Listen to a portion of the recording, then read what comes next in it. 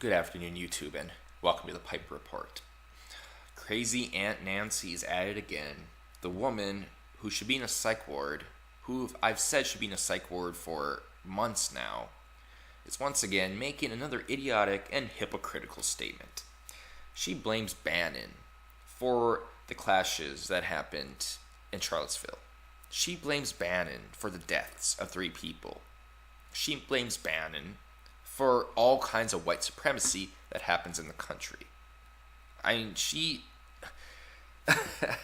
before I go over the article here, I love it how she claims Trump should fire Bannon because Trump should not be affiliated with someone like Bannon, who doesn't denounce the actions of the alt-right. But then you always see Nancy Pelosi with Maxine Waters. Maxine Waters said the LA riots after the Rodney King beating was justified. It was a historic moment for black justice. Those were Maxine Waters' exact words.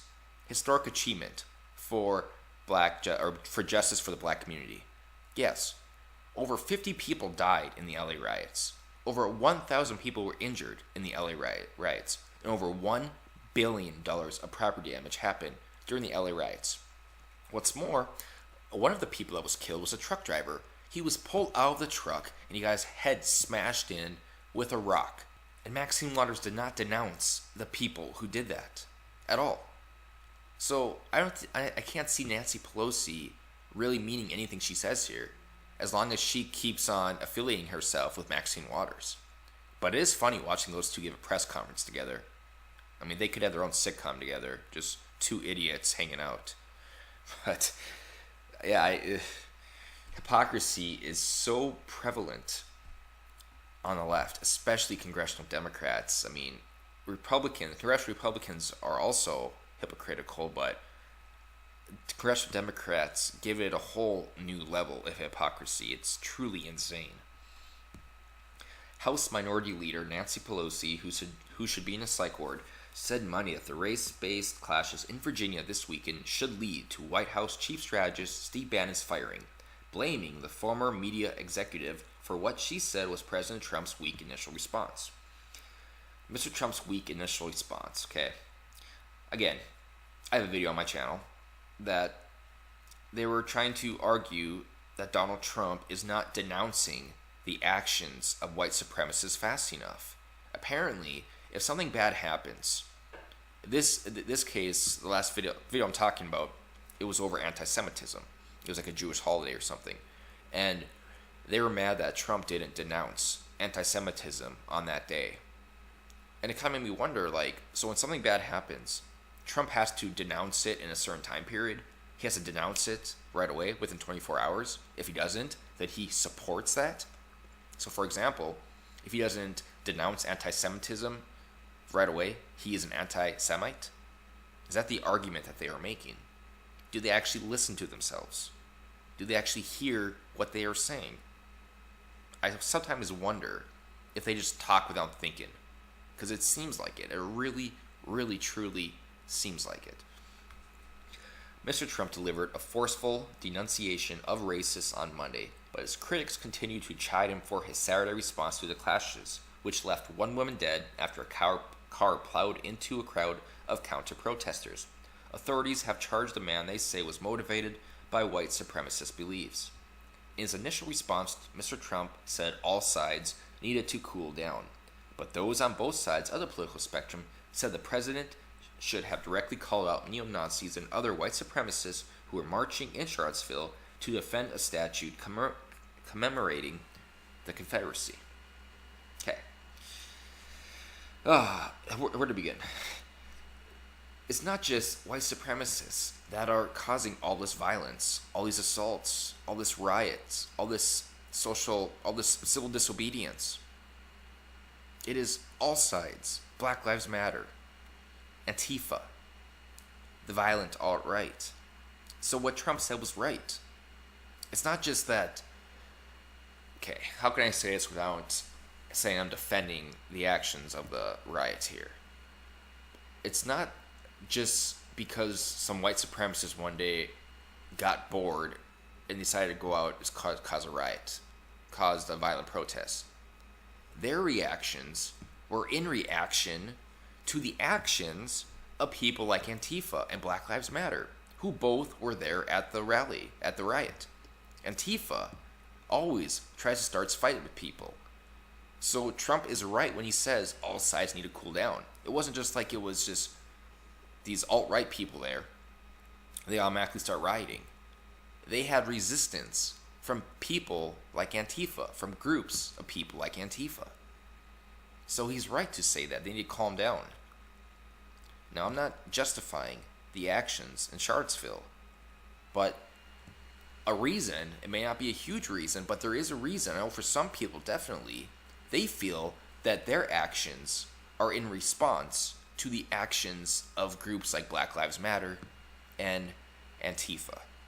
So in their view, it's justified. And when you think about it a little bit, you can actually see why they believe in their own justification.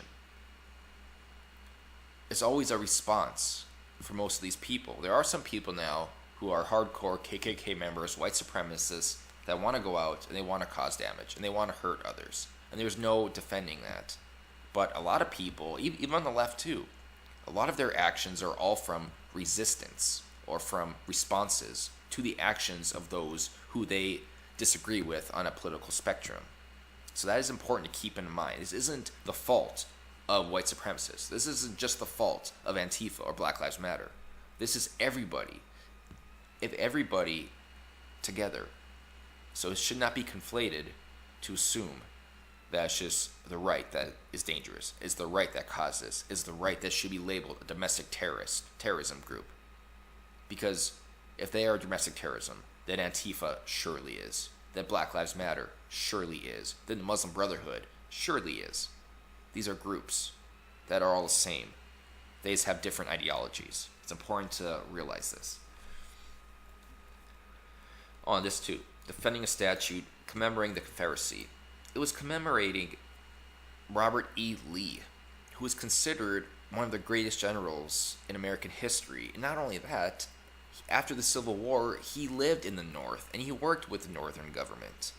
So it's not like they're defending a statute commemorating slavery or the acts of it. They're defending a statute that represents a war hero. Now, he did fight for the wrong side, but he chose his side based on where his family lived. It wasn't due to racial discrimination. It wasn't due to any of that stuff. The president's statement, here's Pelosi now. The president's statement on Saturday was a direct reflection of the fact that his chief strategist, Steve Bannon, is an alt-right, white supremacist sympathizer and a shameless enforcer of those un-American beliefs, Mrs. Pelosi said on her way to a psych ward. In a statement after Mr. Trump on Monday did blast racists, Mrs. Pelosi said it was long overdue and said that the president needed to do more than criticize. I could agree with that, yes. He should declare Antifa a domestic terrorist organization. He should declare Black Lives Matters, at least the violent sects of it, terrorist organization. I agree, Mrs. Pelosi. Well done. Let's see if you actually argue on that behalf. Let's see if you argue more than just, oh, those on the right, they are evil, they are bad people, they are violent offenders, they are domestic terrorists. Let's see if you go all the way. Let's see if you follow your principles and say that, no, there's people on the left too that are just as guilty, that are just as bad. Donald Trump should denounce everyone.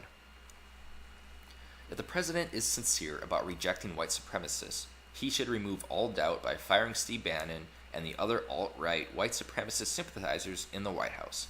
Just like you, Mrs. Pelosi, should get Maxine Waters to drop out of the House of Representatives. If you are going to tell Trump to do something that you want him to do, you should follow your own advice. You should get rid of someone like Maxine Waters. If not, then you are a hypocrite, hell-bent on nothing but political polarization because Donald Trump won the presidency and you cannot believe it because you were a big fan of Hillary Clinton, and when she lost and you lost the House and you lost the Senate, you have lost your position as Speaker of the House and you wanted that back. You wanted your Speaker of the House back. You wanted, think about it, if Hillary Clinton would have won and the Democrats would have won the House, Nancy Pelosi would have been the third most powerful person in the country. And she desperately wants that because her ego is so insanely large that she needs that type of reinforcement. She needs that type of reinforcement to convince herself that she is worthwhile, that what she does actually matters. When in reality, no one cares about her anymore. People have been calling for her to resign. Her failed campaign she did for the Kansas, I think it was, maybe not Kansas, for the that guy John Ossoff, who lost his House of Representatives seat. She was a failure. They spent over $30 million on him. She led the way in the campaign, and he still lost. People want her to resign. She should resign, and then go check herself into psych ward. It'd be for the best for everyone, including her family. It shouldn't take the President of the United States 2 days to summon the basic decency to condemn murder and violence by Nazis and white supremacists. Okay, this is good. Now we actually have a timeline.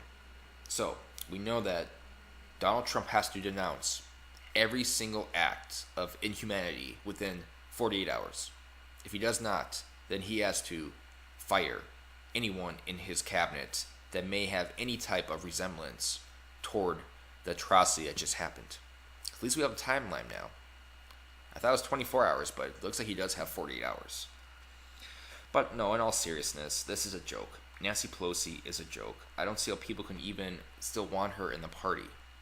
The Democrats, I think, have lost their minds in terms of who they want to lead them. There's talks that Kamala Harris will be the 2020 candidate against Trump. Maxine Waters is still there. Nancy Pelosi is still there. Dianne Feinstein is still there. I mean, you have all these people that give Democrats a horrible name, and they keep on nominating them. They keep on voting them in. They keep on supporting them and their causes. Do they not realize that this is going to affect negatively on their party? Do they not realize that the Democrats have lost over 1,000 elected official seats in the last 6 years? Do they not see that they are destroying their own party? They don't. And they're going to continue to do this type of egregious, hypocritical statements and their hypocritical policies. And they're only going to continue to destroy their own party. We see it every day. And we see it again now with Nancy Pelosi being a hypocrite, telling Trump to fire Steve Bannon, but not telling Maxine Waters to step down. Hypocrisy at its finest. Thank you, Mrs. Pelosi. And I'm done.